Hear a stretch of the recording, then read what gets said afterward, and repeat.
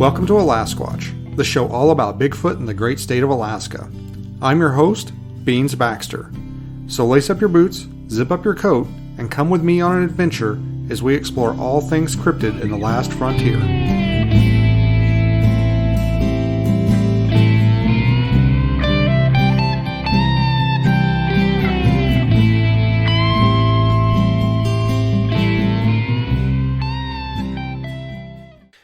Hello and welcome to this edition of Alasquatch. We are here in the studio with...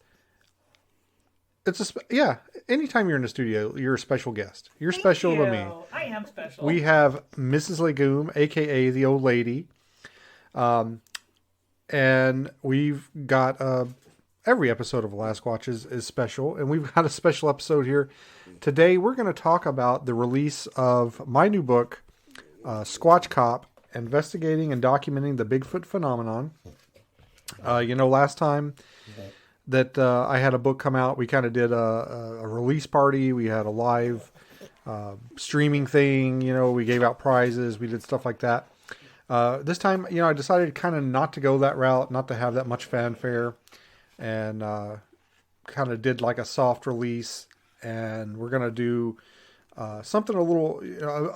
a bigger release maybe here next month, but I wanted to make sure that we had copies on hand. We're going to be at the Smoky Mountain Bigfoot Conference later this month, just here in a couple of weeks. What is that? Is that the July 23rd, I believe, is the day for that? That sounds right. Yeah. That's Saturday. And we're gonna have copies there at our booth where you can pick those up live and in person and get them autographed by me and the old lady, if you wish, because she participated in the book as well. She is the editor, and I think you've signed up a couple of books. I don't remember if I did. I know I was really good at selling the books. Apparently, I'm a pretty good carnival barker. But as far as signing them, I don't really remember signing any of them. But yes, you're right. This is the second book I've edited, and I'd like to think I got a little bit better the second time around. Yeah. So I'm going to read the back of the book just to give people an idea of what it's about. Obviously, my last book was about the history and the lore surrounding Port Chatham. This one, it's a little bit different. It's not quite a Bigfoot book, but it is. It's kind of me taking my two worlds of law enforcement and Bigfoot and combining them, and basically talking about how you can combine law enforcement techniques into your search for Bigfoot. So I'm going to read the back of the book here, give everybody an idea of what it's about. You may hear some background noise. That's the dogs down here in the studio with us. They cannot figure out why we are Here together, both in here and paying attention to this microphone and not them. And it's there may be some whining here. It's breaking their little hearts. Yeah. So this is the back page, the description of Squatch Cop. And every time I read something on the podcast, it goes horribly wrong. Okay. I mispronounce something terribly or read it with the wrong inflection. So we'll see. We'll see how it goes. I wrote this. We'll see how it goes. Okay. Ignored by mainstream science, the burden of proving the existence of Bigfoot has been thrust upon amateur researchers and citizen scientists. Bigfoot enthusiasts have taken to the woods with little or no training in how to collect, document, and preserve the evidence they discover. In Squatch Cop, investigating and documenting the Bigfoot phenomenon, retired police investigator Larry Beans Baxter provides a detailed guide for those hoping to find and collect evidence of Bigfoot and other cryptid phenomenon. Drawing on his years working in law enforcement in Alaska, the author details the best methods and practices for documenting and collecting evidence. Included are chapters on how to photograph, collect, and store physical evidence, collecting DNA evidence, as well as interviewing witnesses and report writing. This book is an important addition to the library of any serious enthusiast who wants to spend time in the field searching for the elusive Bigfoot. That was great. Yeah, there's only one little flub there, and then you've got the dogs snorting in the background, so hopefully that didn't detract from anybody's ability to comprehend what I was saying there. And so what we're going to do, this is going to be kind of a interview type podcast where you're going to ask me questions about the book, because it would just sound really weird if I just sit here and I guess I could do different voices and be like, Beans, what were you thinking when you wrote this part? And I could go, whoa, you see, I was thinking this. But I think that would be a little weird. So we're gonna sit here and talk about. You're gonna ask me some questions about my work on the book, and I'm gonna ask you some questions on your work on the book. And the dogs are hopefully gonna lay down and take a nap here very soon, because I think they're starting to slow down. They're starting to lay down. Of course, they're not laying in the beds. They're gonna lay like right next to us where they can snore. Yeah, it goes from snorting to now snoring once they fall asleep. Okay, well, if you're ready, then I think I'll start with my first question, and this is a big one. How does it feel to complete your second book? You know, I mean, when I finished the first one, I was like, "Oh my God, I just wrote a book." And when I finished the second one, I was like, "Oh my God, I just wrote a book."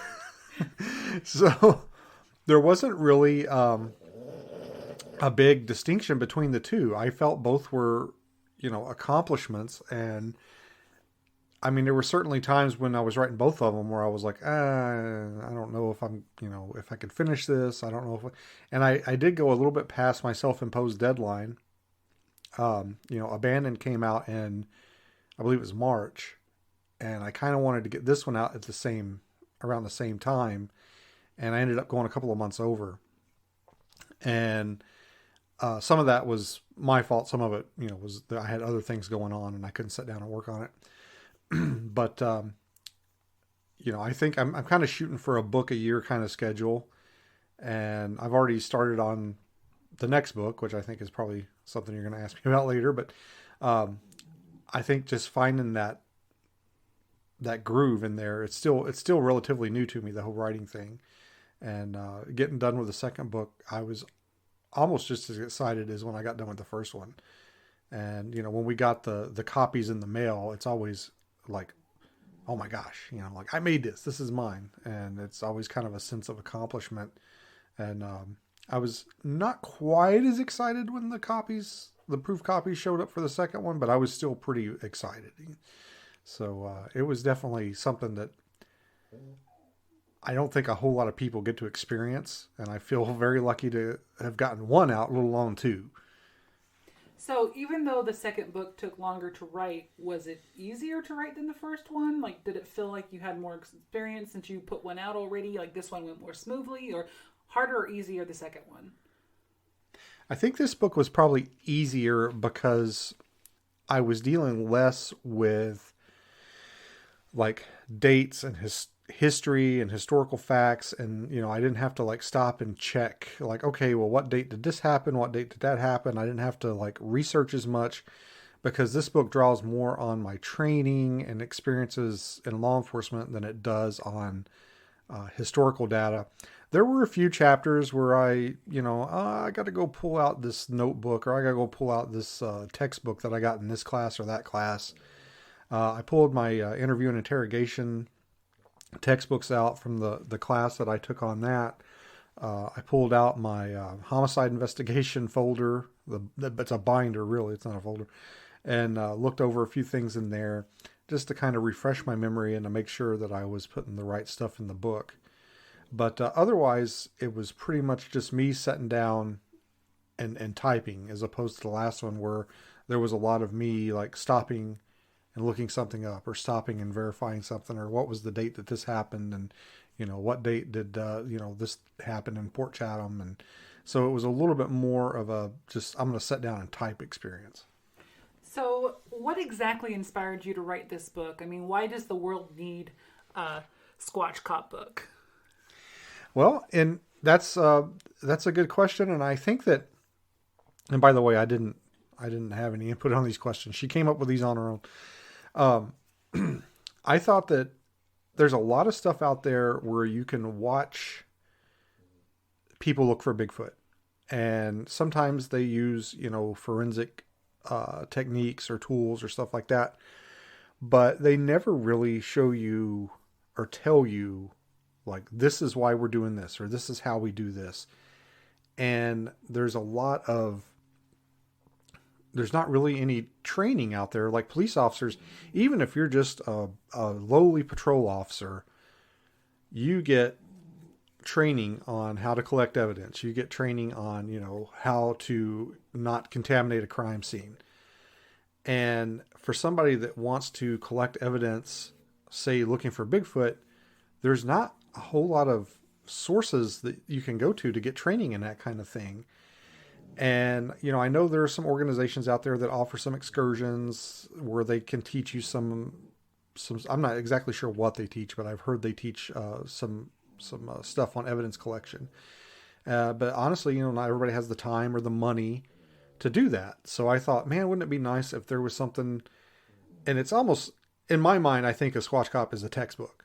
It's like a textbook of how to collect, and really the theme of the book is documentation. And I think that it just really, I wanted something out there that people could turn to say, okay, if I find some evidence, how do I document it? We've all ran into that. If you've been in the Bigfoot community for very long, you've run into that one person that says, man, I had these really awesome pictures, or I had, I found some hairs, or I had this, or I had that, and now I don't know where it is, or, I can't find it, or, this happened to it, or that happened to it, or they show you a picture and this is my pet peeve, is they'll show you a picture and there's no scale in the picture. So you have no idea, like, yeah, it looks like a bare footprint. Is it 3 inches long or is it 13 inches long? It's hard to tell with no scale. So I wanted to put something together that could help those people to document and collect the stuff that they find out in the woods. So out of all the police training you talk about in your book, and it is quite extensive, the different subjects, what was your favorite class or favorite training you received out of all of it? Well, my favorite class, I think, of all time was a homicide investigation class I went to at the Southern Police Institute in Louisville, Kentucky. I believe it was a 2-week class. And it didn't really focus on one particular discipline. It was just kind of an all-encompassing homicide class. There was a bunch of different sections, a bunch of different instructors. I think we had a different instructor almost every day. And that was probably my favorite class that I ever attended. I don't really have a favorite subject as far as forensic or evidence collection goes. But it all kind of comes together. It's something, you've got to take a little bit out of this subject and a little bit out of that subject. You got to put them together, and hopefully, you can use those to properly document and collect evidence. So how did you come up with the title Squatch Cop? Well, Squatch Detective was taken. Steve Coles has that distinction, and he's been using that for a few years now. And I don't know, I just kind of wanted something that was catchy, and Squatch Cop. It's quick, it's catchy, and it just kind of rolls off the tongue pretty easy. And it combines squatching and law enforcement. The Squatch Cop, and that was my goal with the book, was to combine those two genres. So that's kind of how I come up with the title. I think it kind of sounds like an old school police TV show, like Starsky and Hutch. Like, it's like Squatch Cop, and then expect some like retro music playing. So I've read the book multiple times. Of course, I had to due to editing, and I'd want to anyways because it's your book. But out of all of it, I think my favorite chapter is where you talk about interviewing witnesses. And that's chapter 14. And I just want to read the first paragraph here because I think it really sums up how unique interviewing Bigfoot witnesses are. Here, let's see. As stated previously, interviewing witnesses can arguably be described as the bread and butter of Bigfoot investigation. For a creature that is camera shy and leaves little to no physical evidence, speaking with those who have caught a glimpse of the elusive creature can be the only insight we can get. An articulate, attentive witness interview can be a veritable goldmine of information. And when I read that paragraph, it wasn't really a light bulb going off, but I realized, oh yeah, that's a really good point. There is so little physical evidence of Bigfoot, that witnesses really are the most common bit of evidence that you can find. So I didn't realize it till I read that paragraph that how right that was. And I do like how you write the paragraphs. You kind of have an informal introduction. You'll give an example of how the training you talk about is used in police work, and then you really break it down for people how they can use it in Bigfoot research. So out of all the chapters, though, did you have a favorite? I think as far as Squatch Cop goes, I think I don't necessarily have a favorite chapter, but I think the most important chapters are the one on interview and interrogation, because that is where you're going to see a real lack of experience and training as far as it goes with Bigfoot investigators and researchers. Because you can watch Forensic Files, you can watch a bunch of shows where they talk about the collection of evidence, and you can pick up pointers there, and you can figure out, okay, well, if I'm going to pick up something off the ground, I need to be wearing gloves. I need to put it in this type of bag. This is the best type of environment to store it. You can pick all that kind of stuff up, but there's not a ton of information out there regarding witness interviews and signs of deception when you're interviewing someone. And that was kind of my impetus to put that in there, because there's just, as far as I know, and I'm sure somebody will probably say like, well, so-and-so talked about it in this book. But as far as I know, there's not a lot of information out there talking about interviewing witnesses, how to conduct an interview, how to schedule an interview. A lot of people don't realize that's an important part of the interview process, is scheduling the interview, finding a place distraction-free where you can sit down and have an interview. I think I put it in one of the chapter on scheduling the interview about maybe meeting at your local McDonald's and sitting next to the kids' play area. Maybe that's not the smartest place to meet or the best place to meet, because you're going to have a bunch of kids running around screaming, hollering, and maybe you might not be able to focus on the interview like you should. Although I don't think any McDonald's have play areas anymore. I think those are all gone because of liability reasons. But you get my point. But I think the interview and interrogation is probably the most important chapters. Well, I say interrogation. You're not going to interrogate a witness in Bigfoot investigations, but you get my point. I think the investigation chapters are probably the most important.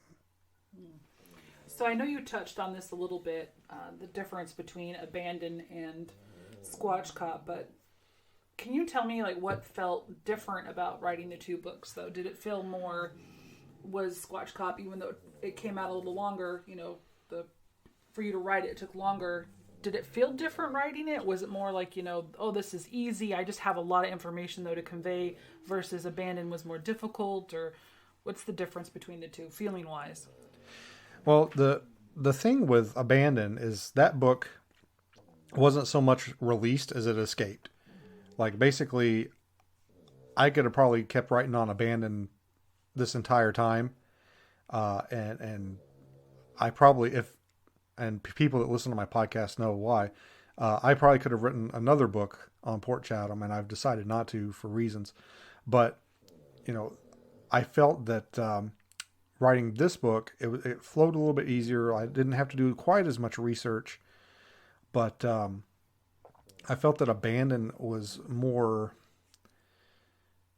it was a broader subject. You're talking about a piece of land that has, a history that stretches, decades. And this was more of a textbook style, this is how you do this. This is how you should do this. It's a little bit more matter of fact. There was a finite amount of information to put in this one, whereas Abandon was just I had to reach a point where I was like, I think this is about all that I can get in this book if I want to get it out at a certain time. I could have kept trying to find, and I've had people contact me since Abandon was released and, want to talk to me about Port Chatham. But I felt that, this book was a little bit easier for me to write because it was me, basically writing, my You can hear the dog snoring so bad. I lost my train of thought. Basically, yeah, I thought that, this book was a little bit easier to reach a point where I was like, I have put as much information in here as I feel needs to be out there. I didn't want to go too deep into some subjects because obviously I don't want people to know all the, I don't want people to know how to evade an interrogation. I don't want people to know how to do stuff like that, how to commit crimes and get away with it. So I kind of tried to walk a line where I was like, this is the information you need to know to collect the evidence, and document it so that it would stand up in a court of law, although it shouldn't have to, but not like this is how you murder someone and not leave any DNA evidence behind. So I kind of tried to just put the simple facts in there that your basic everyday researcher would need to know. You mean like that show Dexter helped people? I've seen so many murders, or so many like true crime podcasts and stuff that will talk about something that happened, and they'll mention like how the person that committed the crime like was a fan of the show or loved the show, and oops. Yeah. Well, now that you have 2 books under your belt, I would consider you obviously to be an expert at this point, or at least to me, because I don't have any books published. What advice would you give a writer working on their very first book? My 2 pieces of advice would be to read and write. So I think that's kind of just what any author I think would put out there is just read what interests you, and jump out of your comfort zone a little bit and read some things that you're not quite familiar with, or some genres that you're not quite into, and write and just practice writing. Write whenever you can, and set little deadlines for yourself. Just practice writing. Try and get some feedback on what you write, and just read and write as much as you can. So now that you have published 2 books, one thing about putting your work out there is now you have put it out there for people to criticize. So how do you deal with negative book reviews? Not very well. Actually, I there's a author I follow. I think we're going to talk about maybe here in a little bit.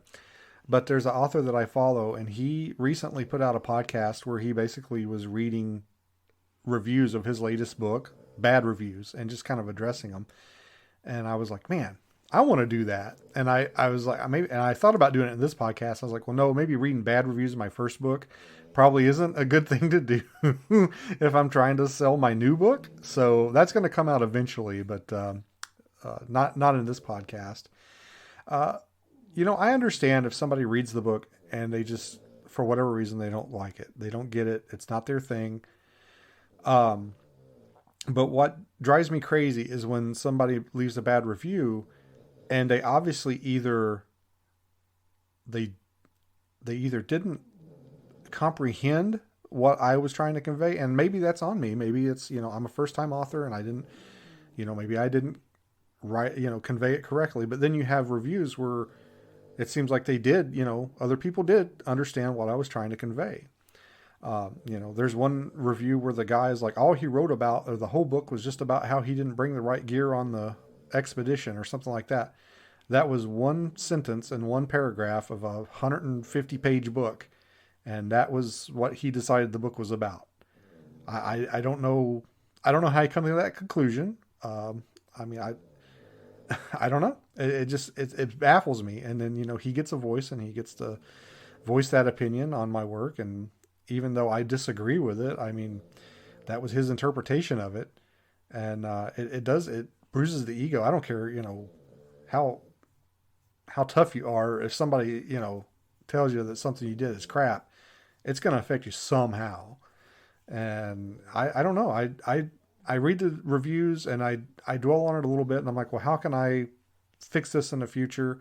Some of them, obviously are okay. Well, I can change, I can maybe fix that, or I can change that, or I can do this better. I can do that better. But some of them are just like, okay, well, this person's just being mean, or this person's just, not being constructive. and that's another thing that drives me crazy is the people that will leave us a review, but they don't write a review. They'll just click the stars. They rate it without reviewing it. They click the stars and they don't leave a review. Well, that doesn't help anyone really. Yeah.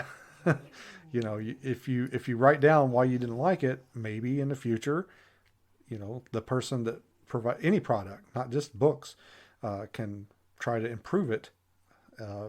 If you write down why you didn't like it. Yeah, you can't improve without constructive criticism. And and there was, we'll get into it when I address the bad reviews. Yeah, we'll save that for your future bad review podcast. But yeah, it's just, I understand if somebody doesn't like it, that's fine. There's things that I read that I didn't really care for. But, you have to give the person some feedback as to why you didn't like it. And maybe they'll fix it in the future. I don't know. There are people out there that hate Bigfoot stuff and hate anything to do with Bigfoot, yet can't seem to stop reading and watching shows about it. I don't quite understand it. Glutton for punishment. So I'm a little curious here. I'm of course gone during the day. I work outside of the home. You work inside of the home. So I'm not really sure what your writing schedule is like. All I know is you obviously were being productive because you wrote a second book, but what was your writing schedule like? Well, it kind of varied from day to day. I tried to have structure, but, obviously some days, like there was there were things going on and I couldn't devote as much time to it. Generally what I try and do is I devote a few hours a day to my side hustle, the one that pays bills. And then when I get as much of that done, I sit down and I was like, okay, I'm going to write, a chapter, or I'm going to write this, or I'm going to write that. I try and set little deadlines, little goals, short-term goals. Sometimes I meet them, sometimes I don't. I don't necessarily write every day, but, at least 3 or 4 times, I just said like, okay, well this week I'm going to work on this, and that week I'm going to, next week I'm going to work on this, and just set little short-term goals and try and meet them. Sometimes I might write for an hour a day. Sometimes I might write for 2 or 3 hours a day. It just kind of depends. Generally, I wouldn't, if I started writing and get like in the pocket or in the groove, like I'm like, I can't stop until I finish this. Like I have to get going. But there's other days where it's like, okay, well, I'm not really feeling it today. I'm going to finish out, this chapter or these couple of paragraphs, and I'm going to, go do something else. Mm-hmm. So I try and keep it structured, but at the same time, like if it's going to affect the quality of the work, then I'm like, okay, well maybe today's not the day that I need to like write this really involved chapter where I have to really be super detailed. It's best to walk away sometimes. Yeah. So because you are working from home and we do have 2 adorable French bulldogs, who I'm sure you've been able to hear this entire time, they're snoring. Have the fur babies ever interfered with your writing? Yes, that's a big 10-4. That's a Texas size 10-4, as they'd say on Letterkenny. Because like I said, I tried to be structured, and I'm like, okay, I'm going to sit down and I'm going to write for the next hour and a half, 2 hours, whatever it may be. And I agree to that. Like, okay, Beans, that sounds reasonable. We're going to sit down. We're going to write for the next 2 hours. But that doesn't necessarily mean they agree to it. So there's been many a times where I'll be writing and they'll come up or one of them especially will come up and be like, hey, we got to go outside and play, or we got to go outside and do this.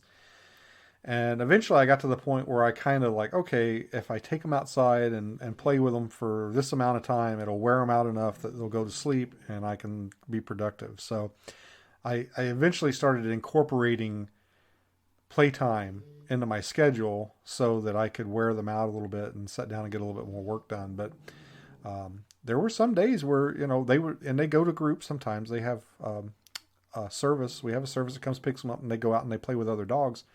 And there were times where they would come back from that and just, bam, they're out, they sleep. And there were other times they'd come back from that and they'd be running around, chasing each other, barking at me, crazy. And it's kind of tough to predict sometimes. But yeah, they would definitely, interfere with the process. But that's not, that's not their fault. They don't know what I'm doing. I'm just sitting here not paying attention to them. So it sounds like one of the things an author needs to be is flexible because you're not always going to be able to write even when inspiration strikes.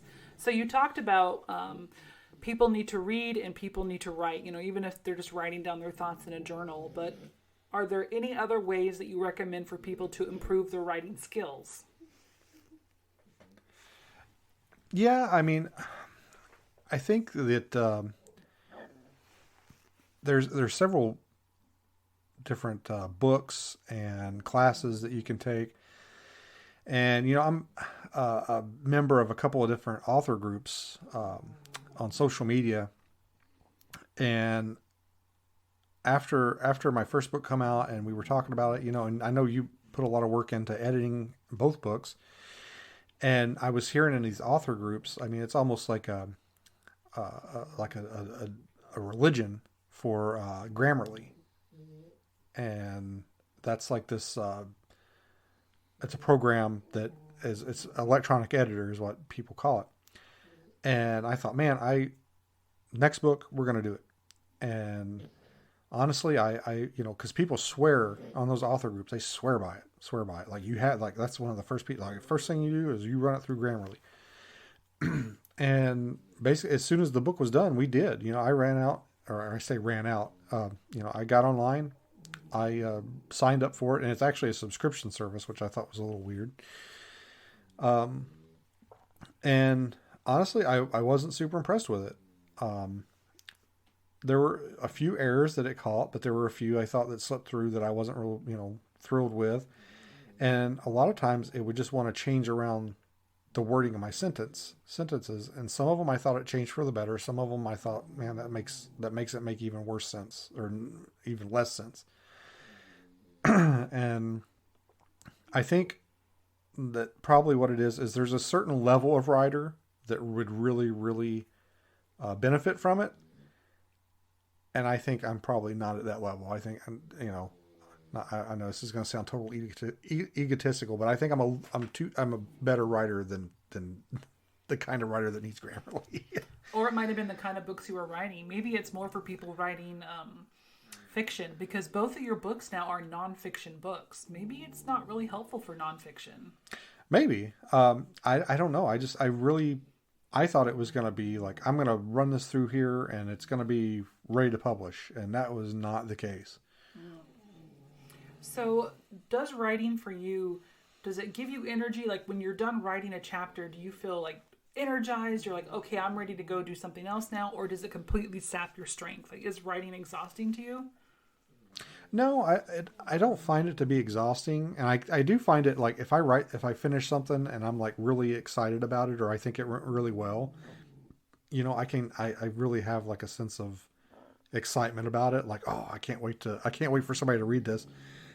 But, yeah, it doesn't really tire me out. And, it's kind of, it kind of relaxes me in a way, especially if I can get into the pocket and, I'm writing and the ideas are flowing and I can, get it out and articulate it well.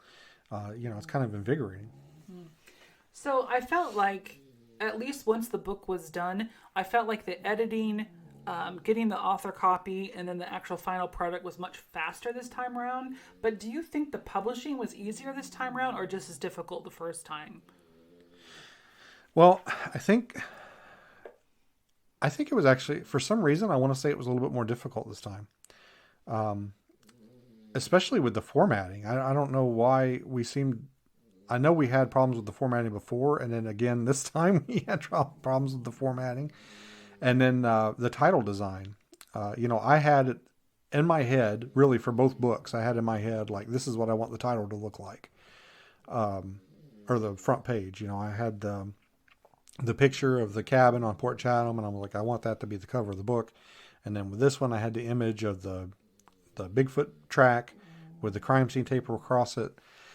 And just for whatever reason, the options that we had as far as the templates to make the cover, they didn't quite quite gel with what I had in mind. I mean, we made it work, but I had to make some.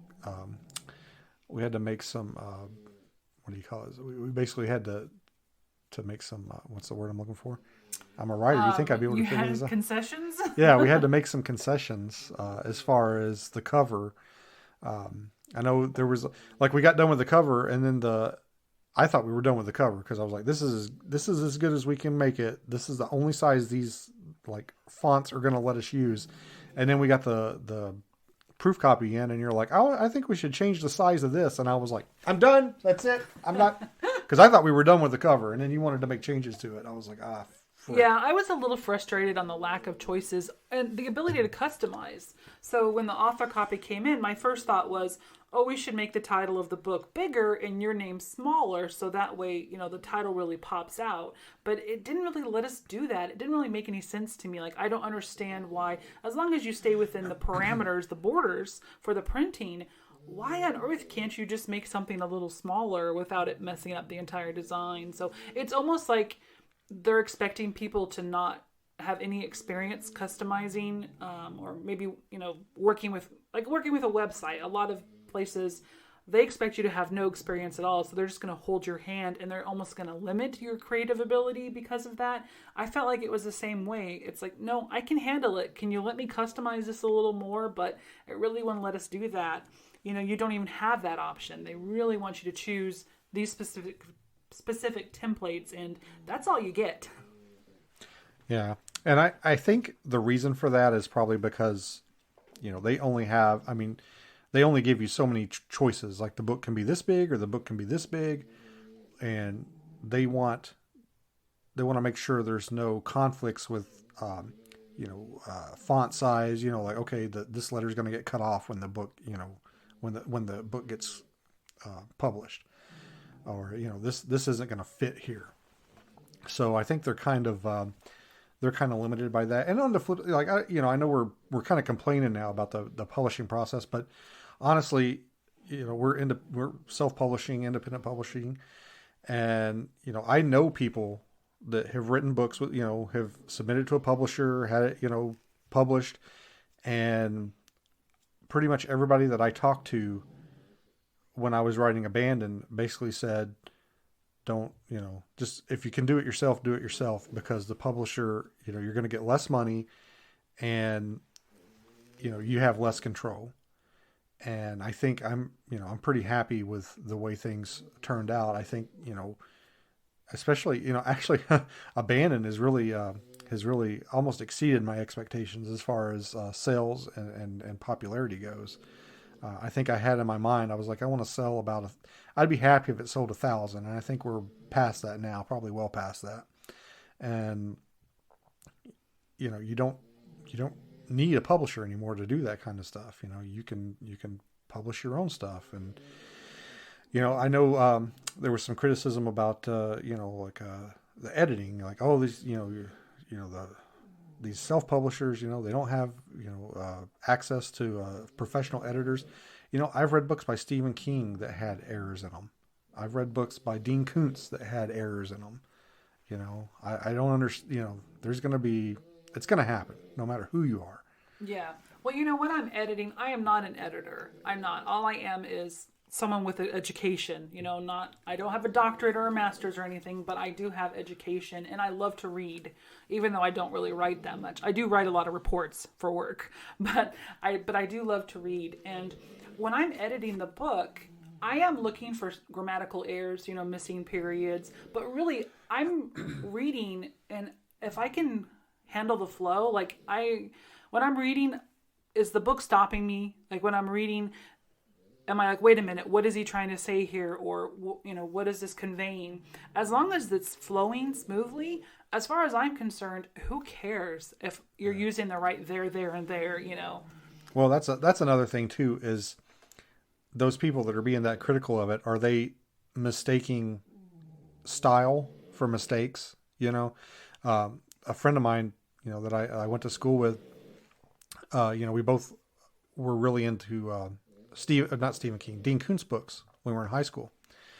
And I remember having the conversation with him, And he was like, he had a different English teacher than I did. And he was like, man, if Miss So-and-so saw, cause Dean Koontz, he just does whatever the hell he wants. He had like 1-word sentences, like he just had a certain style that he wrote in, and it didn't necessarily follow all the rules, but it got the story across. I understood what he was trying to say. I got it. And I kind of feel the same way. Like well, maybe it doesn't follow the rule, but as long as you understand what the writer's trying to convey, it's fine. And, mistakes happen. Not everything gets caught by the word autocorrect and stuff like that. And, I'm pretty forgiving when it comes to stuff like that generally. Because I know now, especially, that I've had some experience in it. I know that they can happen. Now, if it's like, if it gets to the point where you're like, I'm having problems reading this because of all the errors, then that's one thing. But if it's just like, oh, that should have been a comma, it's not that big of a deal. Yeah. It is actually kind of odd that when I think about it, that we put this set of rules on what I would be considered to be creative writing. It's like, okay, go ahead and write what you want to write, but don't forget about all these minute rules that are almost impossible to memorize. It doesn't, it's kind of counterproductive. But yeah, you're right. As long as you can understand what you're reading and you're enjoying it, what does it matter if the comma's in the wrong place? But yeah, well, that's another thing too. Like in those author groups that I'm a member of, I see people ask questions all the time, just like that just seem ridiculous to me. They're like, can I write a story about a elf that gets lost in the forest and is found by a truck driver and becomes a truck driving elf? And I mean, they're like, are you asking permission? Because you can write whatever you want, and you can write it however you want. Nobody might want to read it, but you can write whatever you want. And I see these kind of questions in there, and it just baffles my mind. One of these days I might just be like, are you asking permission if you can write this story, or are you just asking if somebody would have any interest in this story? Because I am confused. Maybe they're just asking whether or not it's a good idea to write about it. Like, does this sound like a good idea? Yeah, but I mean, I always see posts like that, and it baffles me, because I'm like, well, do these people do they really think they need to ask permission if they can write this story? Well, are there any authors out there or books that inspired you to become a writer yourself? Yeah, I mean, well, I mentioned Dean Koontz earlier. I was a big fan of Dean Koontz growing up. I haven't read anything of his recently. Same with Stephen King. I liked Stephen King growing up. Haven't read anything of his recently. I think I mentioned on the last show that I put out, I've been reading a lot of like biographies and stuff from military people, special operators that have been putting out their basically stories, and I've really been enjoying those.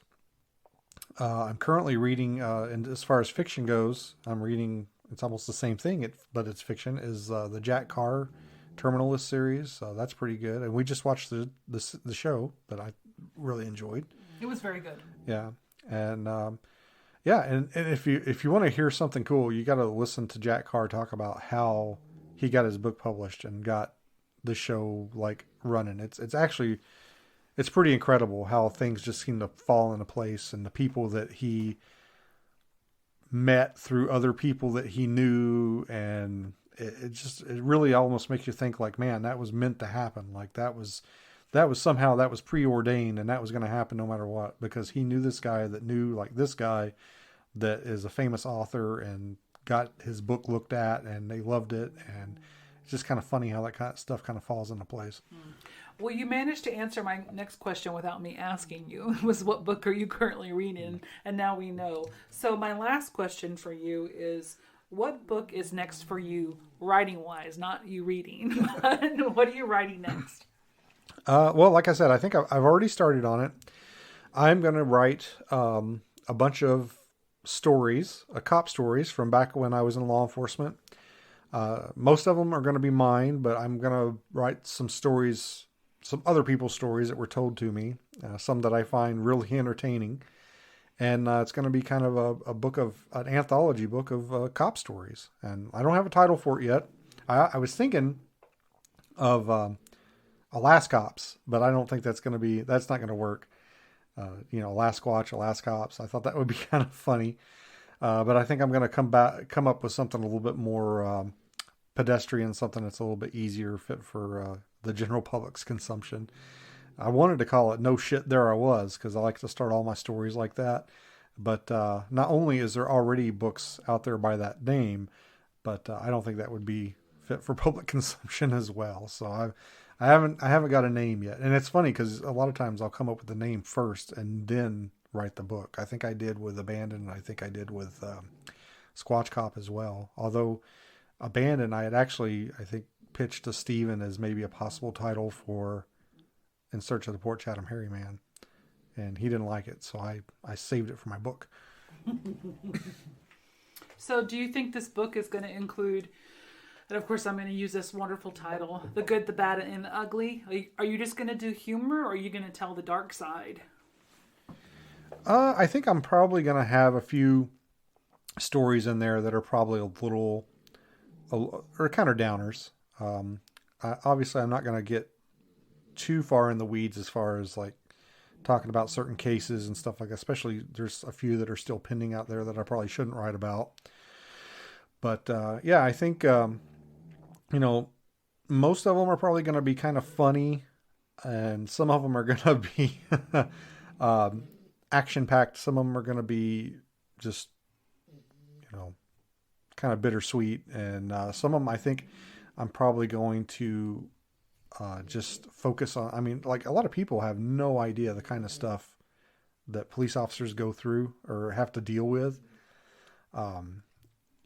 Just some of the insane things that people call 911 for. And I'd like to put some of that in there just so maybe to give people an idea of like, you got to be kidding me. They called 911 for that. So I think some of that's going to go in there. Probably not going to be too much in there in the way of, death or anything like that. Probably more cynical stories. Mm. Yeah, I guess you don't want to traumatize people too much. Leave that for the professionals. But okay, I think that's it for me as far as interviewing you. I think we covered quite a few things. What would you like to talk about next?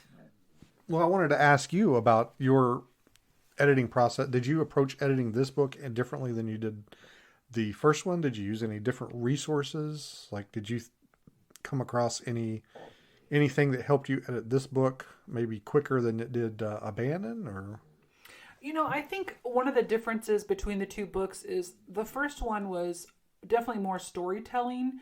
So when I was reading it, I really could picture in my mind the stories you were telling. It was like playing like a movie in my head, and perhaps maybe that wasn't always a good thing. Maybe it distracted me from the more stricter grammar side of things.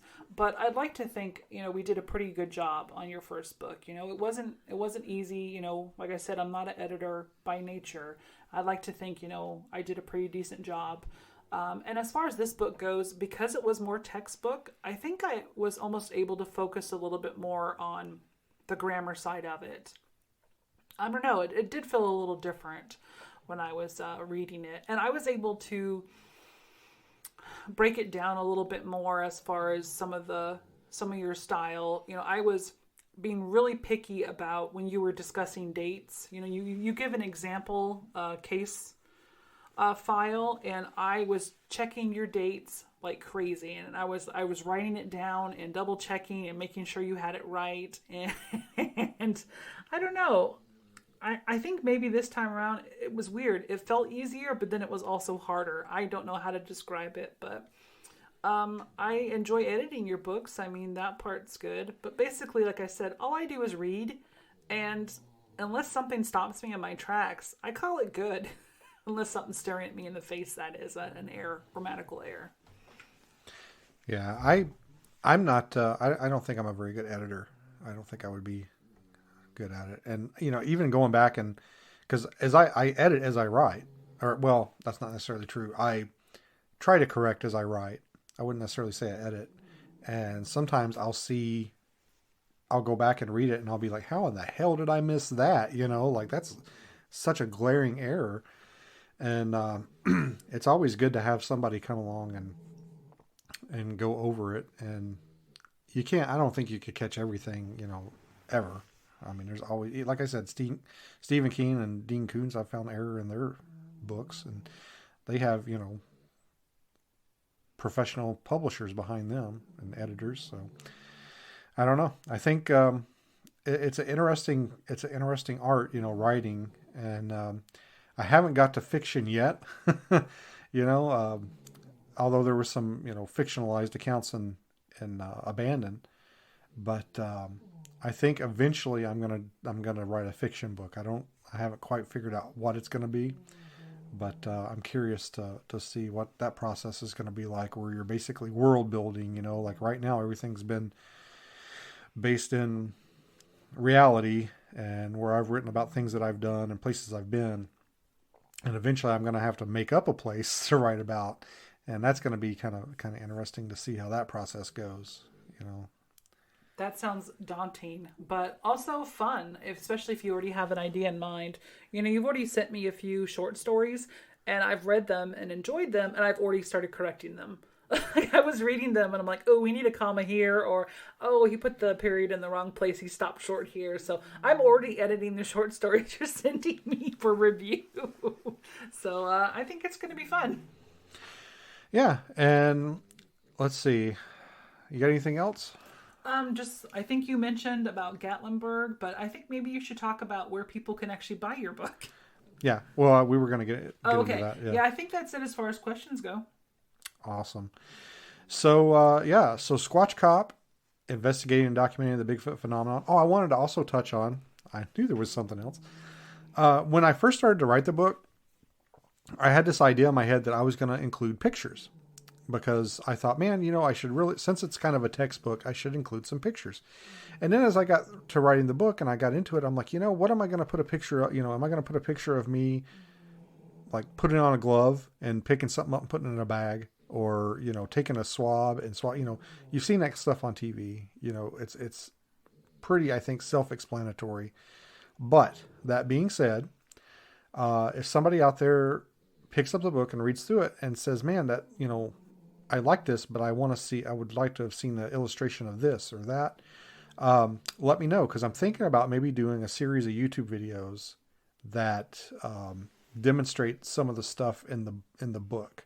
Because I think some of it, although I think I articulated it pretty well and it's pretty easy to understand, everybody learns differently. There are people that learn, but I can read something and pick it up. Some people have to do it, I like to do it myself, not just be told how to do it. And other people, are visual.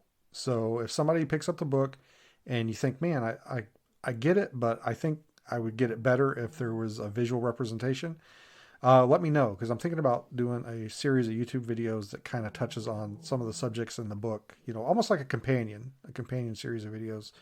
And maybe, okay, we'll walk through swabbing something for DNA. We'll walk through collecting a physical piece of evidence, something like that. Because, like I said, my initial intent was to have pictures, but then I thought, well, I think I do a good enough job to articulate it that I don't have to take a picture of me putting something in a bag for people to understand that the evidence goes in the bag, or likewise with swabbing something for DNA. And then, there's the interview and interrogation stuff. That's not really something that photographs well. That's more of an audio thing. I think maybe we could do maybe a video or something of somebody, of an interview or something like that. But yeah, I'm curious to get people's take on that. Do they feel that there should have been pictures in the book or not? Well, one thing we didn't realize until we were at the point where you were uploading it onto Amazon, Kindle, was it's a larger book, and apparently they want you to change your margins, because I think we had the book at 174 4 pages or something. And then we go to upload it and it's like, oh, book this size, your margins have to be like this. And we had to adjust the margins, and that shot so many paragraphs onto different pages, and they were unnecessary. It was interesting. I think perhaps this next book, what we'll do is once we have an idea of how big it is, we're going to check to see what margins Amazon wants to have before we actually upload it. Because do you remember that? Yeah. It made us make all those changes. Yeah. But, and that's one of the, like we were talking about the limitations on the design, the cover design, stuff like that. You know, there's definitely some cons to self-publishing, but I think the pros outweigh the cons. Oh yeah, definitely, for sure. Yeah. And I mean, that's another thing too, you know, like just when, you know, you can, when you're finished with the book, like done, like it's edited and finished, you can have it, you know, ready for publication in, you know, a week, 2 weeks, you know, tops probably. Whereas if you're dealing with a publisher, you know, you're looking at probably months, if not longer.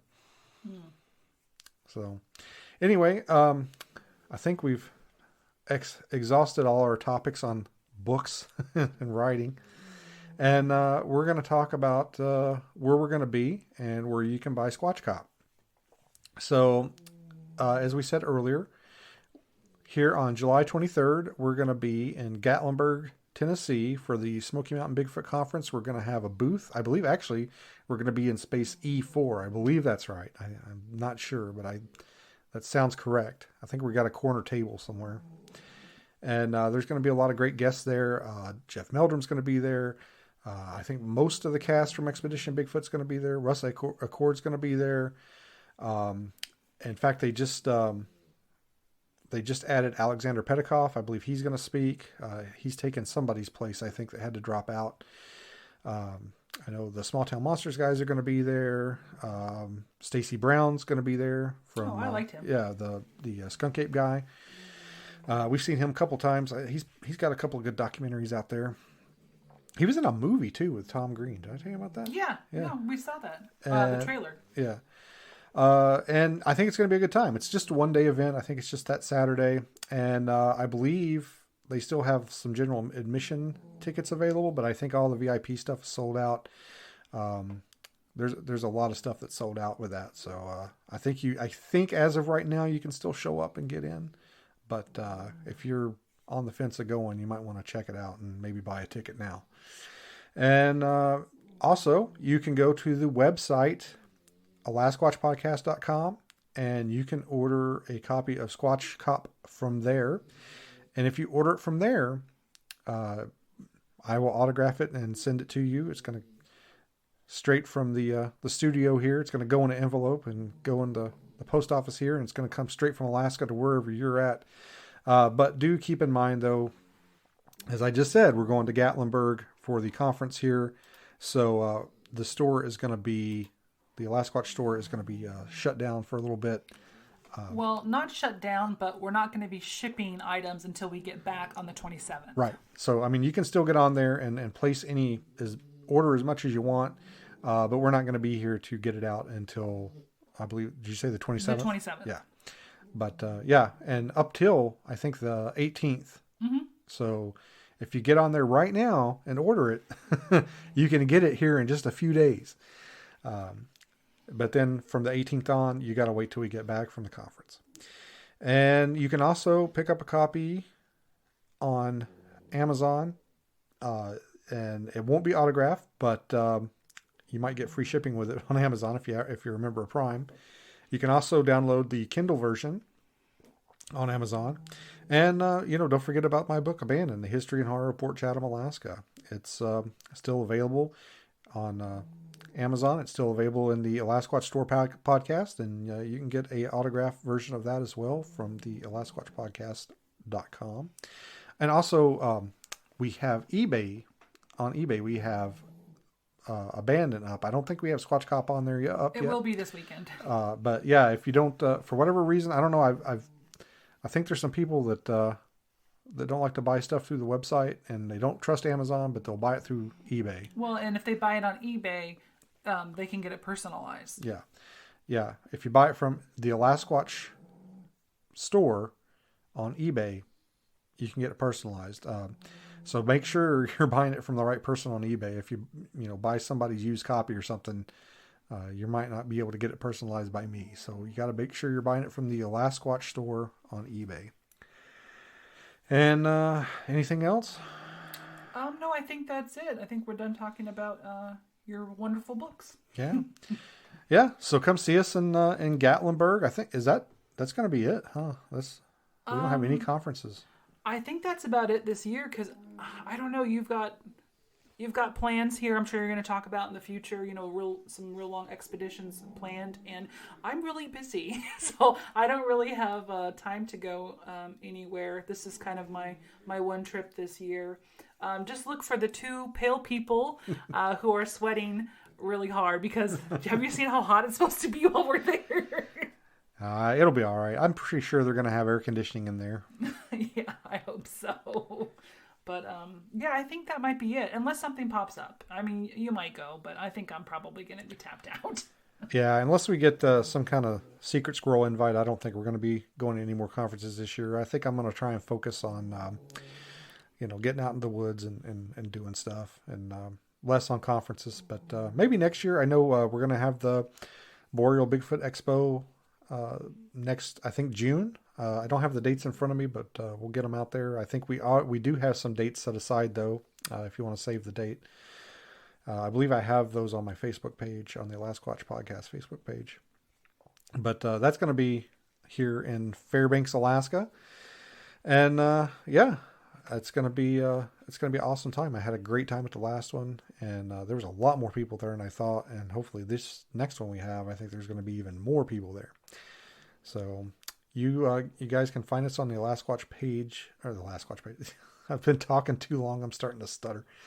The LastSquatchPodcast.com website. You can find us on Facebook and Instagram. I don't think too many people that listen to the podcast are aware of my. I'm a Bigfoot meme lord.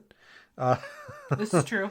I've been making and producing Bigfoot memes for a while now, and they've actually some of them have gone viral and have gotten pretty popular. And occasionally I'll be scrolling through a Bigfoot group somewhere else, and I'll see that somebody else has posted one, which is fine. I love that. Bigfoot memes are made for sharing. Just for the love of God, please don't. I put my logo on all my memes. Don't mark that out. That's bad etiquette. That's bad internet etiquette. It's just rude. Yeah. You're on TikTok too if you want to see some fun game trail videos. You put all your game trail videos on there. Yeah. On TikTok. And Instagram. I've got some on Instagram. I've got some on TikTok. Although I don't do as much on TikTok as I probably should. I don't know. I'm a little bit of a late bloomer for that kind of stuff. A little bit of a boomer. But yeah, I'm on most of the social medias.